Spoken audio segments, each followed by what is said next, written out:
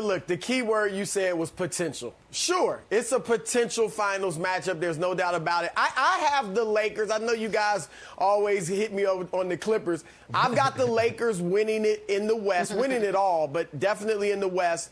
They're playing great defensively. I'll say this about the Clippers.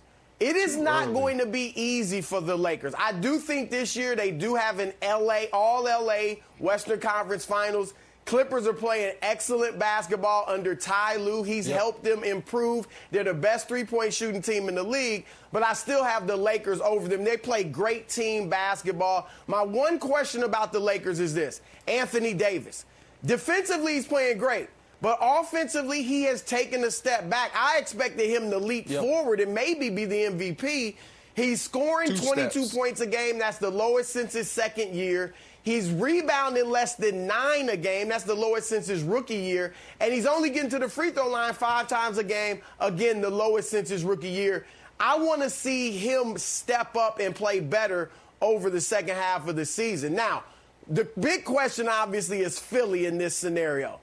I don't think they're the favorites in the East. I got Brooklyn, all right? But let's talk about Philly. They do look good. Doc Rivers has been playing very good basketball, top 5 defense. Tobias Harris is playing best in his career, as we figured he would under Doc Rivers. He did the same thing with the Clippers. They're shooting the 3 better. With them, my one concern is this. And I know, Brandon, he's your MVP. He is playing at an MVP level. Joel Embiid, maybe he would be the MVP if the vote was today. But can he get closer to the basket? He's playing like he's 6'4". It's nice that he can shoot the mid-range jump shot. I like that. But he's trying to play like he's Kevin Durant. He's 25th in the league in points in the paint. He's 45th in the league in paint touches. But he's got something that no other team has. No other team can plant a guy down there and have him go to work, and then you use the jump shot to keep him off balance. His bread and butter should be more on the block. At the end of the game last night, where was he? The elbow, the free throw line extended, the three-point line. Because he's not. He's playing like a guard. And at the end of the game, he can get the other team in foul trouble, Brandon. He's not doing that like he's capable of doing, and that's huge. So I'm glad he can shoot the mid-range shot. He's playing great, but I would like to see him closer to the basket more, because what would Brooklyn do with that? What would, Milwaukee might have trouble with that. So I just think that's something they're missing out on that they could use to their advantage. It's not gonna even come down to Embiid. Yes, right now, if the season stopped today, he should be the MVP. LeBron is turning it on the last week and a half, and I think at the end of the year he probably will be the MVP. But I think the 76ers have a lot to say. I mean, the Nets have a lot to say about this. You got to think about it. It's not going to come down to Joel Embiid. It's going to come down to the guys around him, because the Nets, they got 3 of the most skillful players that ever touch the basketball. That's way too much offense for them. I know, Nick, you keep talking about defense, and you're gonna go give me stats around the NBA for the last 15 years about defense. I get that. I understand it. But it's way too much offense for the 76ers. I know they're getting better shooting the ball. Seth Curry is playing really well for them. You got Danny Green is doing a good job. You talked about Tobias Harris. But are we really going to bank on Danny Green in the playoffs? Do we remember what happened in the bubble, Nick?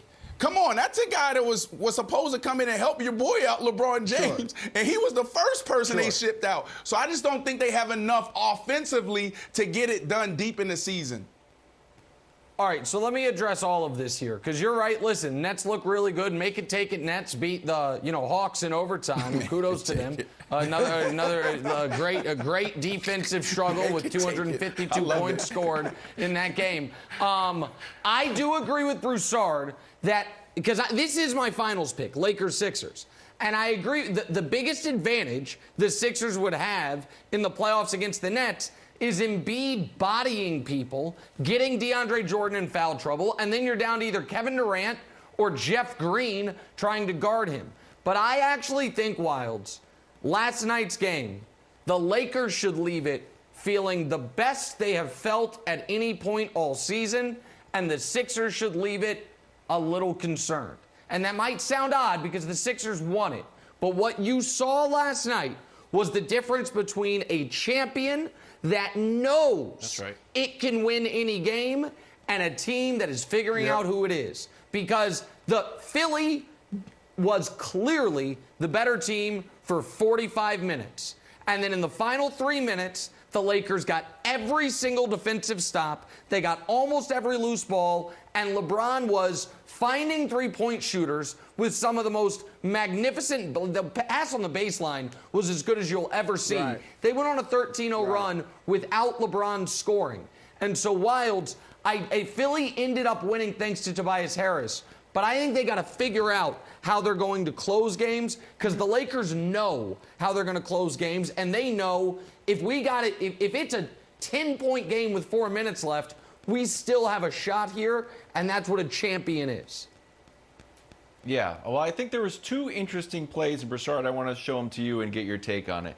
The first was the play that sent the Lakers ahead when Embiid was guarding Anthony Davis out in the corner like he was, like a real three-point threat. And I think that shows, and I know Anthony Davis has struggled a little bit, but that shows the versatility of that offense, Broussard, where you can put him out there and you have to drag Embiid all the way to the corner, then a quick cut after getting picked by Schroeder, which you have literally 100 pounds on. You get the go-ahead basket. The other one is this, Broussard, and it speaks to what you were saying about Embiid in the paint.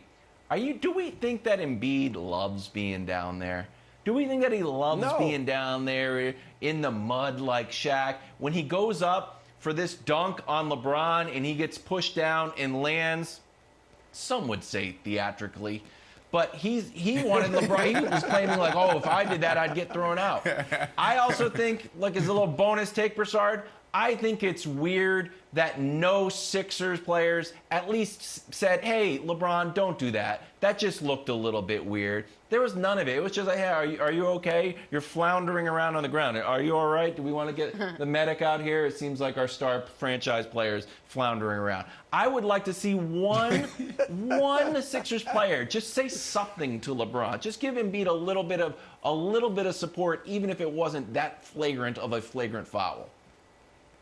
All right, let me address these quickly. Anthony Davis, that was a great play. And that's what I meant. Remember I said they're playing team basketball. This isn't just all LeBron all the time now. He's obviously playing at an MVP level, but it's not him dominating the ball, over dribbling. They have action, and this was an example of it, and I loved it. So I'm with you on that. As far as the foul, first of all, Doc Rivers, I'm with Doc. That really wasn't even a flagrant foul. If you look at it, I'm not sure LeBron even pushed him. LeBron moved back. He did. LeBron had his hands on him. Did he push him? Right. He moved back, and his arm was going forward after Embiid was off his arm. So I don't even know if he pushed him. And I think the reason they didn't step to LeBron, I think that's just respect for LeBron James. They know he's not a dirty player. Ben Simmons obviously loves him.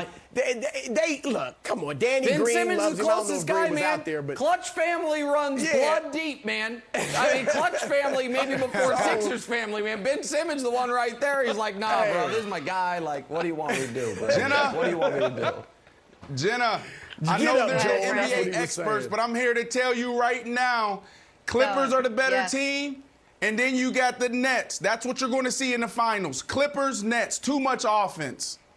Brandon's going off bronze script. medal game. All right. Be a great bronze medal game.